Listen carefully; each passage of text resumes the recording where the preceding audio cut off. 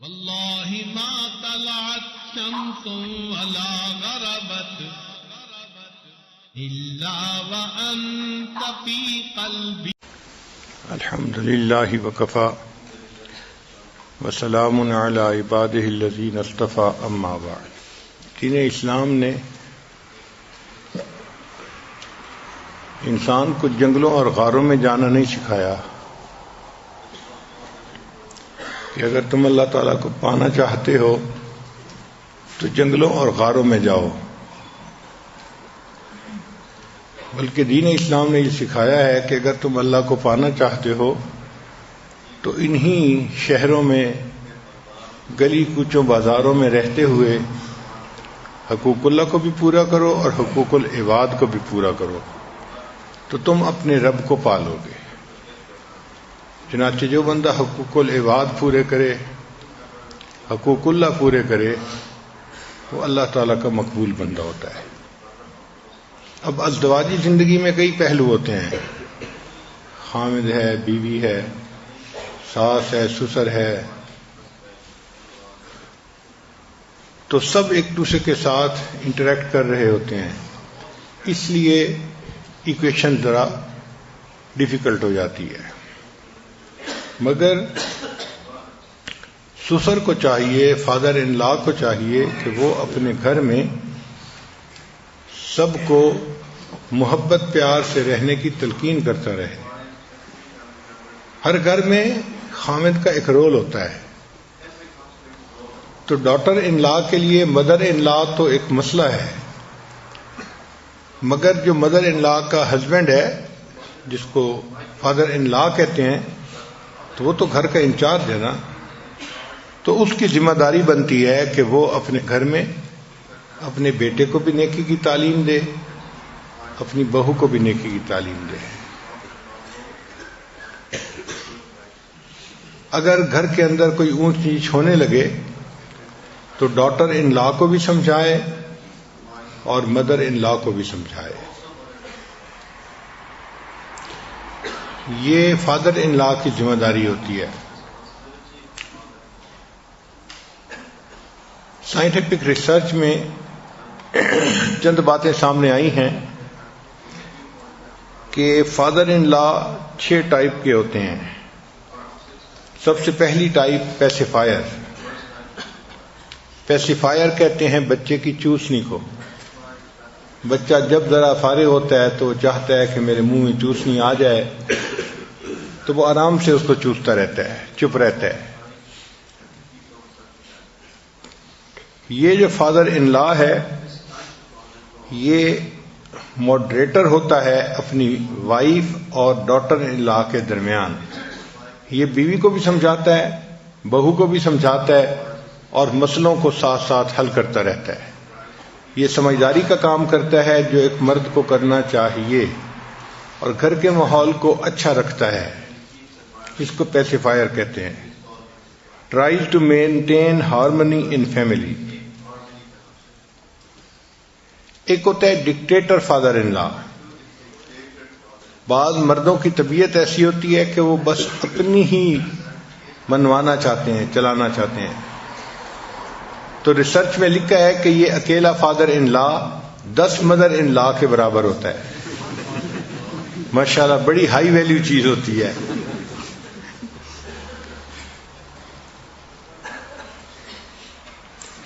اس بندے کے اندر بہت ساری ایگو ہوتی ہے، پرائیڈ ہوتا ہے، اور یہ سمجھتا ہے کہ مرد جو ڈیسیژن کر سکتے ہیں عورتیں وہ نہیں کر سکتی، لہذا ہر کام میں دخل اندازی اس کی عادت ہو جاتی ہے.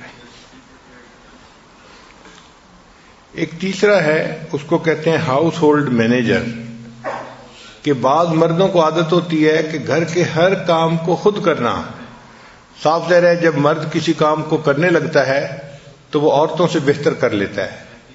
عجیب بات یہ ہے کہ کچن پہ راج عورتوں کا ہوتا ہے لیکن دنیا کے بہترین کک مرد ہوتے ہیں، اور ڈیزائننگ میں اور کپڑوں میں عورتیں سب سے زیادہ ڈیزائن کرنے والی، بنوانے والی ہوتی ہیں، لیکن دنیا کے سب سے بہترین کپڑوں کے ڈیزائنر وہ مرد ہوتے ہیں. تو جب مرد کسی کام میں لگتا ہے تو اللہ نے اس کو ایسی خوبیاں دی ہیں کہ وہ آگے نکل جاتا ہے.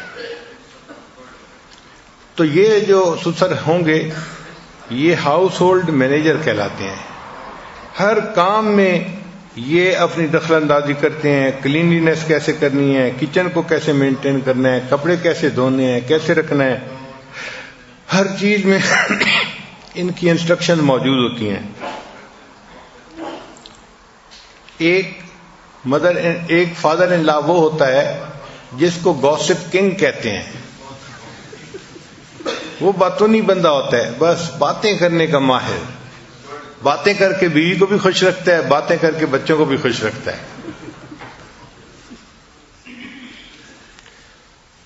تو ریسرچ میں لکھا ہے کہ یہ بھی ایک عورت ہی کی طرح گھر میں ایک عورت ہی ہوتی ہے.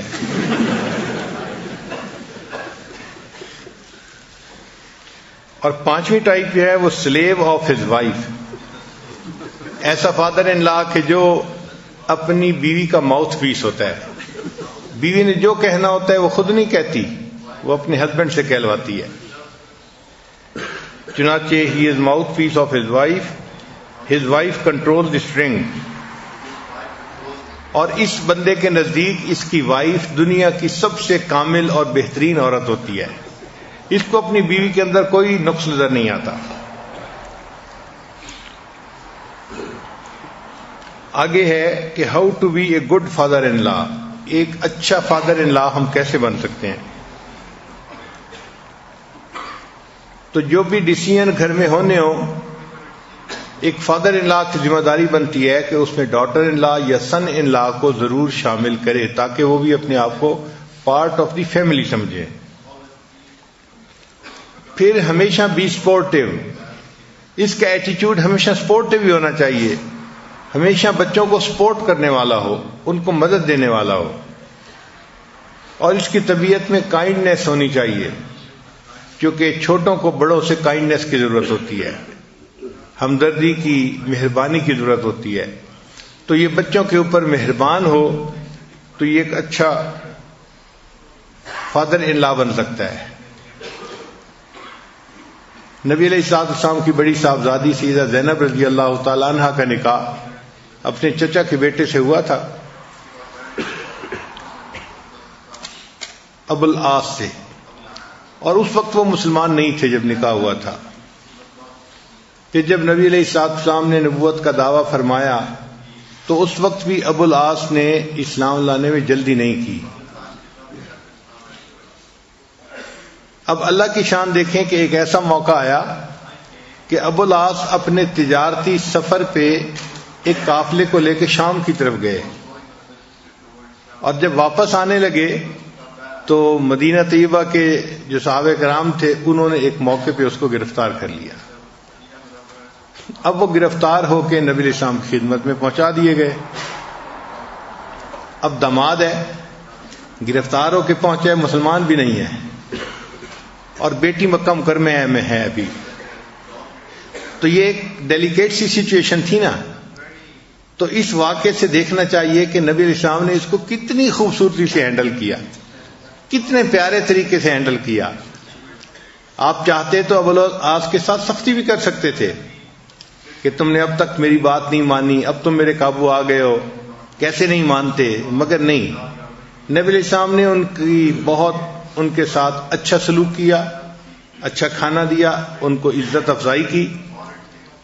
اور عزت افزائی کے بعد پھر نبی علیہ الصلوۃ والسلام کے پاس نبی علیہ السلام کی بیٹی نے مکہ مکرمہ سے ایک چیز بھیجی، ایک رنگ بھیجی جو نبی علیہ الصلوۃ والسلام نے خدیجہ کبریٰ رضی اللہ تعالی عنہا کو دی تھی، اور انہوں نے شادی کے موقع پہ اپنی بیٹی کو دے دی تھی. جب نبی علیہ السلام نے اس کو دیکھا تو آپ کی مبارک آنکھوں میں سے آنسو آ گئے کہ یہ تو وہ چیز تھی کہ جو میں نے اپنی بیوی کو دی تھی، اور میری بیوی نے پھر اپنی بیٹی کو دے دی تھی شادی کے موقع پہ، اور میری بیٹی نے وہ چیز بھجوائی ہے اپنے خامند کو چھڑوانے کے لیے. اب دیکھیں سیدہ زینب رضی اللہ تعالیٰ عنہ کی بھی اس میں عظمت ہے کہ انہوں نے اپنے ہسبینڈ کا کتنا احترام رکھا کہ ان کے چھڑوانے کے لیے انہوں نے وہاں سے چیز بھیجی. جب نبی علیہ الصلوۃ والسلام کو ملی تو آپ صلی اللہ علیہ وسلم نے صحابہ کرام سے مشورہ کیا کہ بھئی میری بیٹی نے یہ چیز بھیجی ہے کہ ہم یہ فدیہ لے کے ان کو چھوڑ دیں. اب آپ بتائیں کیا کرنا چاہیے؟ صحابہ کرام نے عرض کیا اے اللہ کے حبیب صلی اللہ علیہ وسلم آپ چیز بھی واپس کر دیں اور ان کو آزاد بھی کر دیں، آپ کو اختیار ہے، آپ جو چاہیں کریں۔ چنانچہ جب نبی علیہ السلام کو اختیار مل گیا تو آپ صلی اللہ علیہ وسلم نے ابو العاص سے بات کی۔ کیا بات کی؟ اس سے یہ کہا کہ دیکھیں آپ ابھی اسلام نہیں قبول کر پائے، لیکن میری بیٹی وہ مسلمان بن چکی ہے اور وہ میرے پاس آنا چاہتی ہے، تو آپ ایسا کریں کہ میری بیٹی کو میرے پاس بھیج دیں۔ اور کوئی مطالبہ نہیں کیا، صرف اتنا مطالبہ کیا کہ بیٹی کو میرے پاس بھیج دیں۔ چنانچہ جب نبی علیہ السلام نے یہ مطالبہ کیا تو انہوں نے تسلیم کر لیا کہ ٹھیک ہے میں مکہ مکرمہ جاؤں گا اور جاتے ہی آپ کی بیٹی کو میں مدینہ بھیج دوں گا۔ چنانچہ ابو العاص رضی اللہ عنہ جو تھے وہ مکہ مکرمہ گئے اور انہوں نے جا کے اپنی بیوی کو کہا کہ میں وہاں پر وعدہ کر کے آیا ہوں تو آپ مدینہ جا سکتی ہیں۔ تو سیدہ زینب رضی اللہ تعالیٰ عنہا مدینہ آ گئیں۔ پھر کچھ عرصے کے بعد اللہ نے ان کے دل میں بات ڈالی تو یہ بھی ہجرت کر کے مدینہ آ گئے اور انہوں نے بتایا کہ اب میں نے اسلام کو قبول کر لیا ہے۔ تو دیکھیں اللہ تعالیٰ نے اپنے حبیب صلی اللہ علیہ وسلم سے کتنا احسن طریقے سے فیصلہ کروایا کہ داماد نے اسلام بھی قبول کر لیا اور اس نے بیٹی کو بھی نبی علیہ السلام کے پاس بھیج دیا۔ تو یہ سسر کو چاہیے کہ وہ ایسے معاملے میں سمجھداری کا ثبوت دے اور عقل مندی سے کام لے اور بہتر فیصلے کرے۔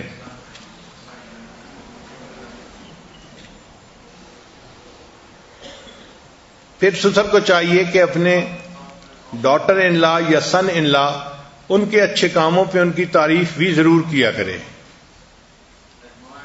لوگ غلطیوں کے اوپر کرٹیسائز تو کر دیتے ہیں، ڈانٹ ڈپٹ تو کر دیتے ہیں، لیکن اچھے کاموں پر ان کو اپریشیٹ نہیں کرتے۔ مثلا داماد نے بیٹی کو خوش رکھا ہے یا بہو نے بیٹے کو خوش رکھا ہوا ہے تو اس پہ تعریف بھی کرنی چاہیے، اس کو انکریج کرنا چاہیے، اس کو دعائیں دینی چاہیے، اللہ آپ کو جزائے خیر دے، آپ نے میری بیٹی کو بہت خوش رکھا ہوا ہے، اللہ آپ کو جزائے خیر دے، آپ نے میرے بیٹے کو بہت خوش رکھا ہوا ہے۔ اس سے کیا ہوتا ہے کہ ڈاٹر ان لا یا سن ان لا کے دل میں محبت بڑھ جاتی ہے۔ پھر سسر کو چاہیے کہ let go of grudges and give advice appropriately, چھوٹی چھوٹی باتوں کی رنجش دل سے نکال دینی چاہیے اور ویژن زیادہ ہونا چاہیے، بڑا ہونا چاہیے، براڈ سکیل پہ دیکھنا چاہیے معاملے کو کہ گھر کے اندر ماحول اچھا رہے اور سب کے تعلقات ایک دوسرے کے ساتھ اچھے ہوں۔ پھر سسر کی یہ بھی ذمہ داری بنتی ہے کہ میک دعا بہو کے لیے اور داماد کے لیے، جس طرح اپنے بیٹوں کے لیے بچوں کے لیے دعا کرتا ہے، ذمہ داری بنتی ہے کہ وہ اپنے داماد اور اپنی بہو کے لیے بھی اسی طرح دعا کرے۔ چنانچہ نبی علیہ السلام اپنے دامادوں کے لیے بہت دعائیں کرتے تھے۔ حدیث مبارکہ میں ہے کہ شروع میں جب کچھ لوگ حضرت جا رہے تھے اور کچھ لوگ مکہ مکرمہ آ گئے، نبی علیہ السلام ہجرت کر کے مکہ مکرمہ مدینہ طیبہ تشریف لے آئے، تو نبی علیہ السلام کو حضرت عثمان غنی اور ان کی بیوی سیدہ رقیہ کے بارے میں پتہ نہیں تھا کہ وہ کہاں جا رہے ہیں۔ تو ایک عورت آئی حبشہ کی اور اس نے آ کے بتایا کہ میں نے دیکھا کہ عثمان رضی اللہ عنہ اپنی بیوی کو سواری پر لے کر جا رہے تھے۔ تو جیسے ہی نبی علیہ السلام نے سنا کہ حضرت عثمان غنی رضی اللہ عنہ اپنی بیوی سیدہ رقیہ کو لے کر جا رہے تھے تو نبی علیہ السلام نے فوراً دعا دی، اے اللہ تو ان دونوں کا مصاحب بن جا، ان کا ساتھی بن جا اور ان کے سفر میں ان کے لیے آسانیاں فرما۔ تو دعائیں دینا یہ بھی ایک اہم کام ہے، اس سے اللہ تعالیٰ دلوں کو نیکی پر جما دیتے ہیں۔ پھر give them gifts، وقت کے مناسب، موقع کے مناسب چھوٹے بڑے گفٹ جو ہیں وہ دینے چاہیے بچوں کو، اس سے بچوں کے دل میں محبت آتی ہے۔ ہمیشہ ہر بات میں پازیٹو سائڈ کو دیکھنا چاہیے، نیگیٹو سائڈ کو نہیں دیکھنا چاہیے۔ Be a mediator not a home breaker, تو فادر ان لا کو چاہیے کہ وہ میڈیٹر بنے، ہوم بریکر نہ بنے۔ ہم نے دیکھا ہے کہ بہت سارے گھروں میں بچی اگر بتاتی ہے کہ خاوند مجھے ٹف ٹائم دے رہا ہے، ستا رہا ہے، تو سب سے پہلے اس کا باپ ہی کہتے ہیں اچھا تجھے جانے کی کوئی ضرورت نہیں، تو گھر کو توڑ دیتے ہیں۔ یہ ذہن میں رکھیں کہ جوڑ ہمیشہ توڑ سے بہتر ہوا کرتا ہے، جوڑ ہمیشہ توڑ سے بہتر ہوا کرتا ہے۔ ہر ممکن کوشش کرنی چاہیے جوڑ پیدا کرنے کی۔ ایک مرتبہ نبی علیہ السلام سیدنا عثمان غنی عنہ کے گھر تشریف لائے تو دیکھا کہ ان کی بیٹی سیدہ رقیہ رضی اللہ تعالیٰ عنہ وہ حضرت عثمان غنی رضی اللہ عنہ کا سر دھو رہی تھی، پانی ڈال رہی تھی، صابن لگا رہی تھی، تو اپنے خاوند کا سر دھو رہی تھی۔ تو نبی علیہ السلام دیکھ کر خوش ہوئے اور آپ نے حضرت رقیہ رضی اللہ عنہ کو فرمایا کہ بیٹی اپنے خاوند کا بہت خیال رکھا کرو، یعنی ایک کام کرتے دیکھا، اس کو اپریشیٹ کیا کہ بیٹا تم بہت اچھا کر رہی ہو، اپنے خاوند کا اور اچھا خیال رکھا کرو۔ اسی طرح اگر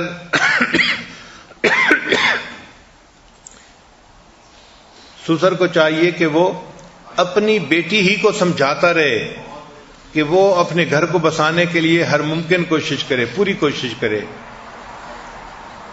گڑبڑ کہاں ہوتی ہے کہ بیٹی کو نہیں سمجھاتے، صرف اپنے داماد کو سمجھانا چاہتے ہیں،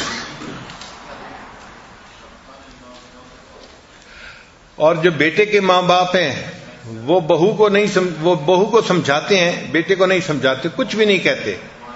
بیٹا جو کر رہا ہے اس کو ڈیفینڈ کرتے رہتے ہیں، اس کی غلط باتوں کو بھی ڈیفینڈ کرتے ہیں، اور یہاں سے پھر پرابلم جو ہیں وہ شروع ہو جاتے ہیں۔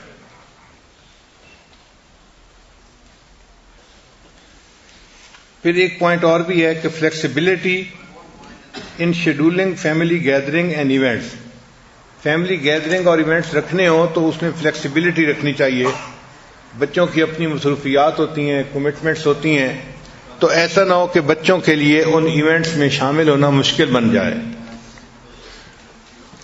Fairness and equal treatment in giving gift between children and grand children,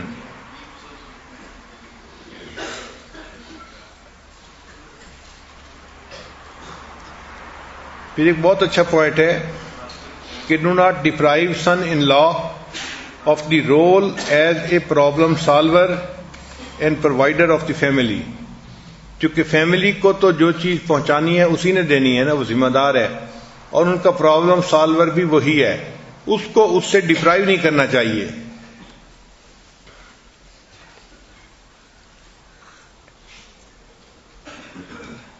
اور assistant should be given with no strings attached, assistance تو دیں لیکن رسی نہ باندھیں۔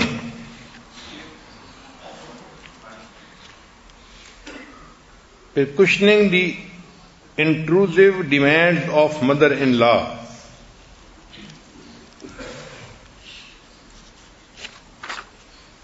ایک پوائنٹ یہ ہے کہ acknowledge son in law's contribution as a husband and father in his daughter's life.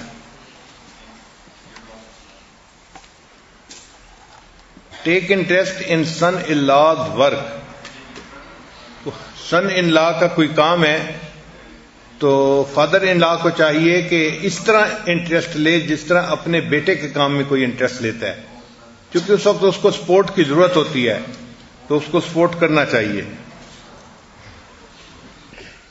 ایک ایسا بھی موقع آیا تھا کہ حضرت علی رضی اللہ تعالیٰ عنہ کی طرف پرپوزل آئی تھی ابو جہل کی بیٹی کی۔ اب وہ رشتہ دار بھی تھا، چچا تھا، تو گویا وہ فرسٹ کزن تھی، شکل صورت کی بھی اچھی تھی اور عزت والی فیملی تھی قریش کے اندر۔ تو حضرت علی لانو کے پاس ان کی پرپوزل آ گئی، تو حضرت علی لانو نے اس پر سوچنا شروع کر دیا کہ کیا میں دوسری شادی کر لوں۔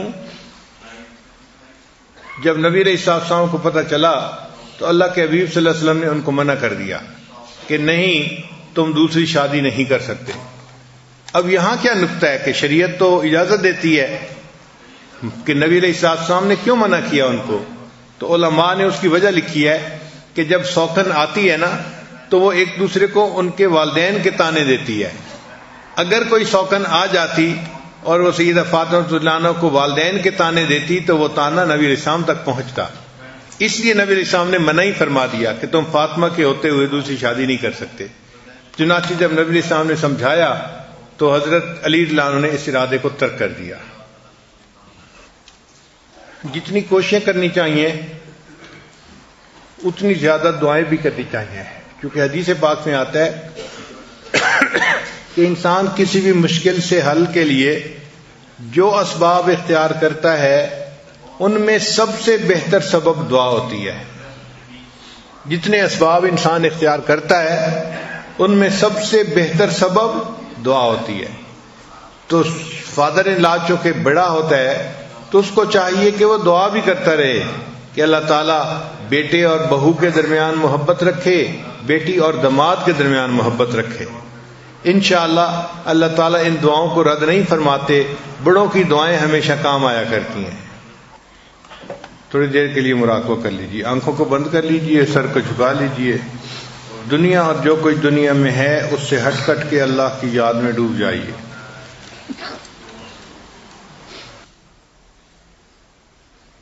لا الہ الا اللہ محمد رسول اللہ.